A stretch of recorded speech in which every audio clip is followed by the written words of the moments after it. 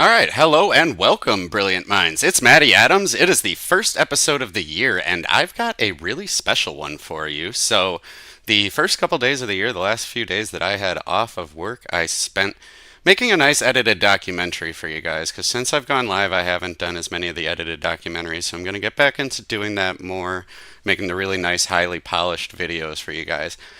So this is the best dam video ever. We're going to talk about just some of the consequences of mass water movement. And then at the very end, I'll take questions, and we're going to use the Google time-lapse engine to actually watch some of these dams being built in real time. This is the Three Gorges Dam right here, by the way. So, all right. Without further ado, let's get into the video. I'm going to move my camera out of the way here.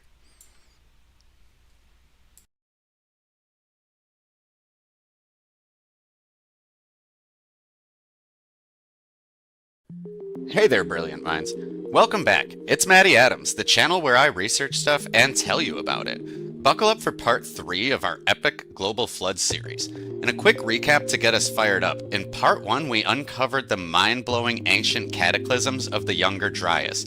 Massive outburst floods like Lake Missoula, Lake Agassiz, the Black Sea deluge, and the drowning of Doggerland. Science used to think everything changed slowly and gradually, but cutting-edge evidence shows sudden apocalyptic bursts, walls of water raging in days or weeks, reshaping the planet overnight. Then in part 2, we fast-forwarded to the 21st century's brutal modern floods, Pakistan's 2022 nightmare, glacial outbursts in Switzerland and Alaska, and the shocking Milwaukee deluge of 2025. We stacked them side by side with those ancient beasts and asked, are we seeing history repeat itself? And now, hold on to your butts for part 3, the best dam episode ever. We've explored nature's ancient fury and today's raging rivers, but what if the deadliest flood threats of tomorrow are the ones that we are building right now? Meet the Three Gorges Dam, the world's current hydropower colossus. It's on China's Yangtze River. It's an engineering titan taming one of the planet's mightiest rivers, but it's also triggered landslides, seismic risks, and fears of catastrophic failure that could unleash hell on millions downstream. In history, it's littered with dam horrors that erased entire communities in minutes. Think the 1889 Johnstown Flood, a 20 million ton wall of water obliterating everything, killing over 2,200. Or the 1975 Banqiao catastrophe in China, where one breach sparked a chain reaction. Over 61 dams collapsed, claiming up to 171,000 lives in a biblical deluge. We've played with water's power for centuries, and we've paid dearly when it bites back. But here's the jaw dropper. Construction is already underway on something even bigger, the Yarlung Tsangpo Hydropower Project on the Brahmaputra River in Tibet. This megadam complex is poised to generate 3 times the power of the Three Gorges Dam, so you could call it the Nine Gorges Dam, harnessing one of the deepest canyons on Earth. It's hailed as a clean energy game changer, but it's in a quake-prone zone near international borders with risks of altering flows, ecosystems, and potential downstream disasters for India and Bangladesh. So we have to ask, how big is too big? When does the promise of endless power cross the line, where environmental devastation, seismic gambles, or even tiny shifts in Earth's rotation outweigh the benefits? Before we get to the Three Gorges and the Yarlung Tsangpo monster, let's take a look back at some lessons from history, some of the world's most epic dam failures. Dams can fail spectacularly, often due to underdesign, poor maintenance, or ignoring warnings, mirroring today's concerns. Today, our engineering may be better, but the projects are also way bigger, leading to more possible points of failure. Let's travel to Johnstown, Pennsylvania in 1889. The South Fork Dam has been battered with heavy rain for days, and it finally fails. The dam wasn't being maintained properly, and in 1889, after several days of heavy rainfalls, it finally ruptured, releasing 14.55 million cubic meters of water, with a volumetric flow that temporarily equaled the average flow rate of the Mississippi River. So this goes to show one of the major flaws of human thinking.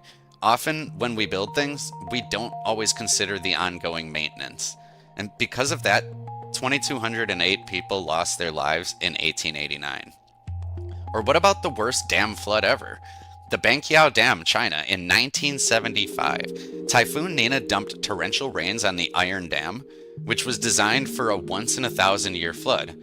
The Banqiao Dam, along with 61 other dams, all failed, causing catastrophic, widespread flooding. Official death tolls were 26,000 from flooding, plus 145 to 200K from famine and disease, upping the total to about 240,000 human lives.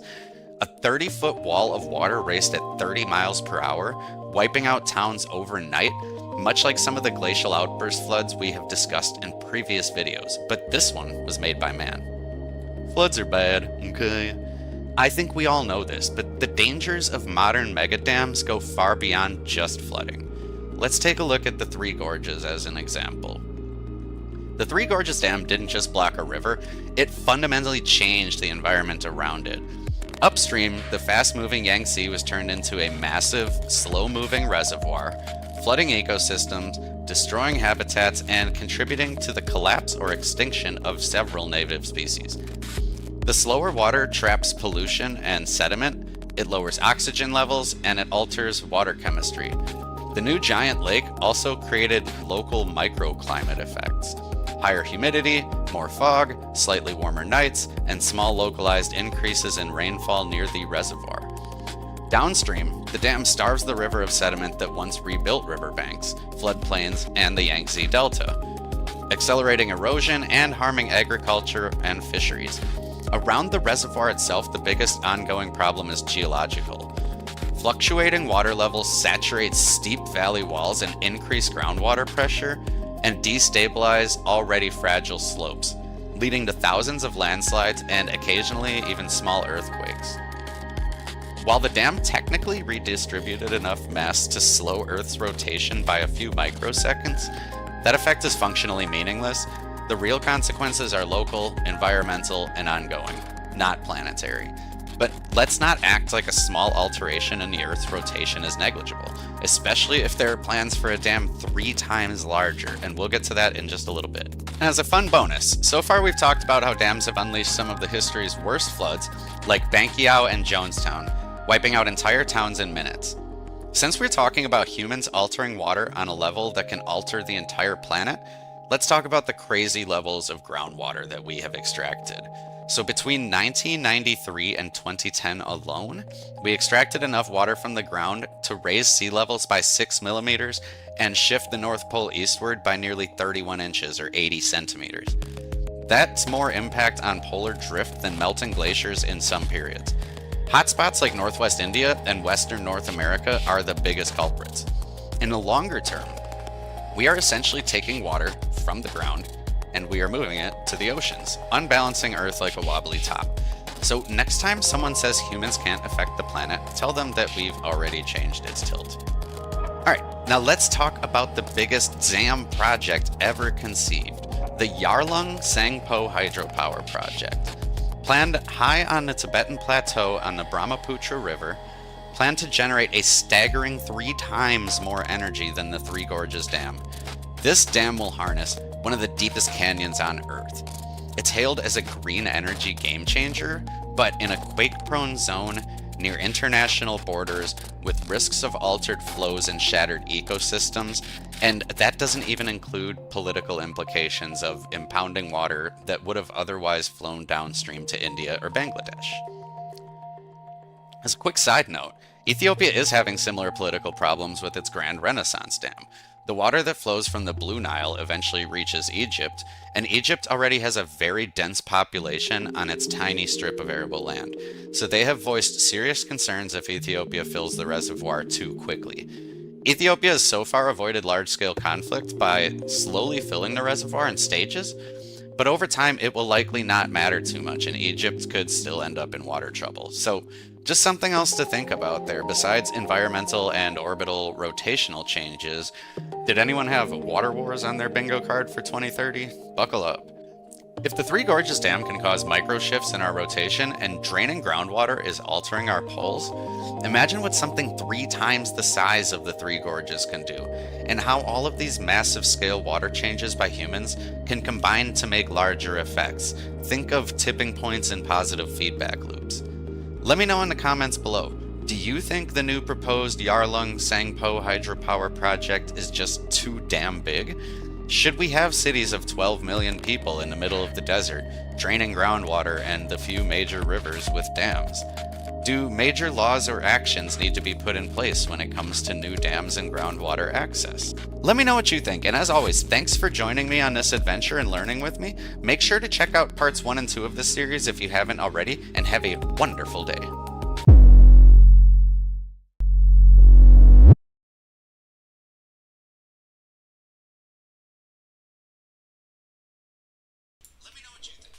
All right, so there you go. There you have it. Just totally wild. And like I said, the ecological changes and things like that that happen, that's one thing. But really, it's the political implications. Like I said, we're already seeing it with the Grand Renaissance Dam in Ethiopia. And we're also going to be seeing it with the Yarlung Tsangpo because a lot of those rivers, like I said, feed India and Bangladesh. So a lot of times it becomes an issue of, rarely does a large river that's going to be dammed just exist in one country. So Google Time Lapse is really fun. You can just sort of scroll through. I don't think it's the best for watching like glacier retreat and things like that because the pictures aren't always going to be from the same month. But so we can see here right about in 2002 and 2003, actually earlier, see they start building the base here. And then they start building the dam. 2004, you start filling up the reservoir. And then bang. I love going through time-lapse, by the way. One of the coolest things about time-lapse is watching, projects that get built really fast like this. Watching Vegas grow, watching, anything, new cities like Dubai, watching cities pop up in the desert. It's really cool. So we're going to check out, if we go upstream here a little bit more. So let's see here. We'll look up a couple of other Chinese dams and just watch them being built. How about the dam Brahma?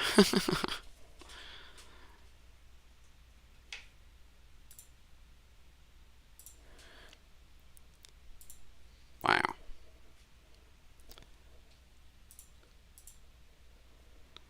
Check out another one. That took us back to the Three Gorges. So now we're going all the way. Nope. I don't think that's right. Let's see. Let's try the Longtan Dam. No, that's Taiwan. Dang it. I was finding some random ones yesterday. Ooh, there's one in Brazil. Let's try that. Dams are a little bit hard to find on maps sometimes.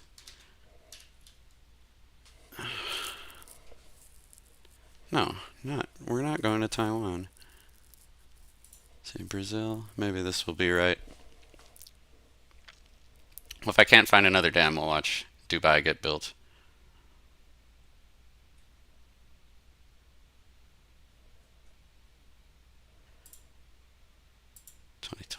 Oh yeah, there we go. Wow. Unrecognizable almost from what it was. What the heck happened there? There's some massive flooding this year. Wow. That's wild.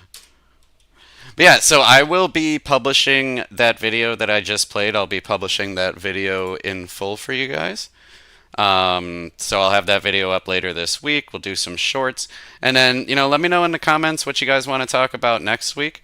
3i Atlas has kind of passed, but we're going to have a great year. We're going to do a lot of space and science news, so just let me know what you guys are interested in. It really does help drive the direction of the channel.